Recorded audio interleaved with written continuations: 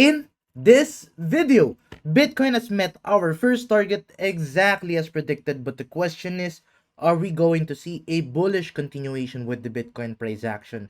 Well, stay tuned to know more.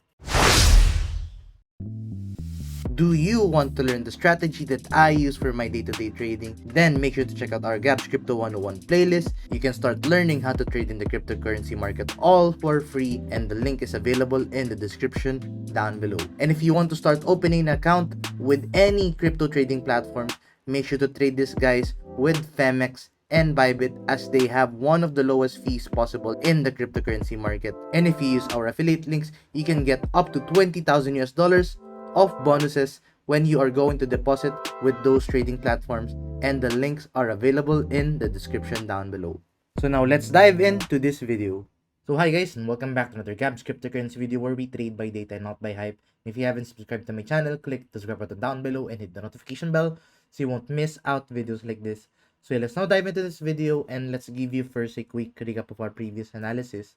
So diba sa previous analysis natin, minomonitor natin itong falling price action on top of this increasing RSI, and those are traditional signs of a bullish trend reversal, which has played out exactly as predicted. As you can see, we have met our first target of the 90,000 US dollars exactly, and then we took partial profits from that area.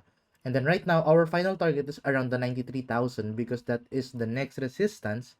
And on top of that, if you're going to look at the daily stochastic RSI, we made a bullish cross.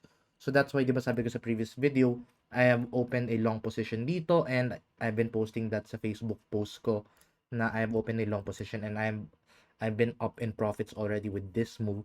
But right now, the question is, are we going to see a continuation of this pump?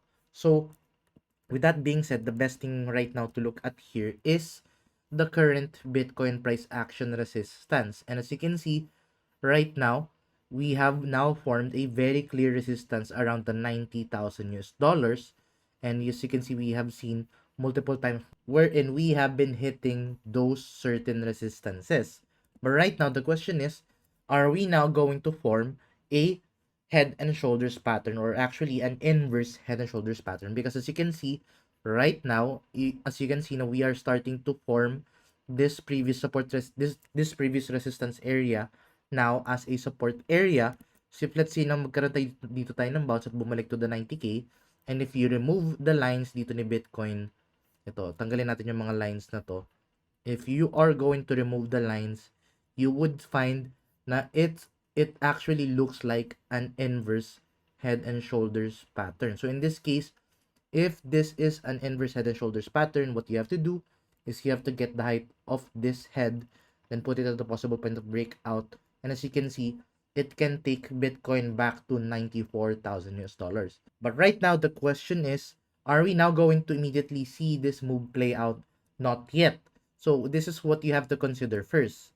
So going back to the latest movement in Bitcoin, what must happen now dito kay Bitcoin is in order for this to be validated, or to be to confirm this move, ang dapat mangyari talaga dito is magkaroon man lang tayo dito ng bounce at the current support area itong falling wedge or falling channel. Kasi if hindi tayo magkaroon ng bounce dyan, tapos let's say pababa lang ng pababa dito, then of course, hindi na mag-form yung inverse head and shoulders. So, right now, the very crucial thing here for the very short term is magkaroon man lang dito ng bounce in order for us to completely form this head and shoulders.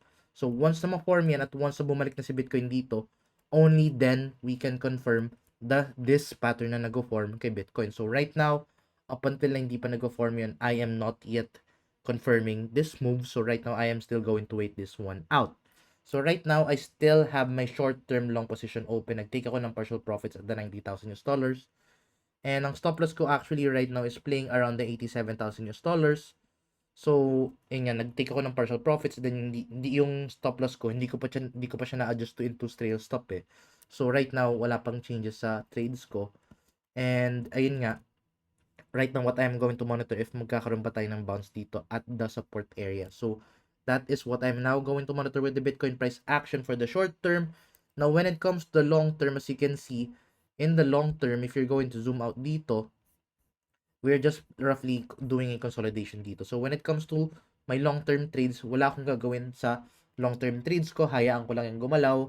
Yung long-term short position ko na yun na inopen ko around the 115,000, no changes with that. So, ngayon, wala pa rin akong gagalawin dun for my long-term short position. But for the short term, I will still continue my short-term long position here with the Bitcoin price action. And make sure guys, na i-trade that guys kay Wix kasi kay Wix walang VPN, walang limits amount of trades na pwede nyong gawin. And hindi nyo rin kailangan ng KYC.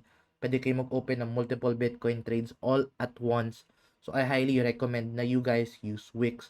And if wala pa kayo account with Wix, make sure to use my sign up link which you can find in the description down below. But anyway, I guess yun lang mga bibigyan natin update for the time being.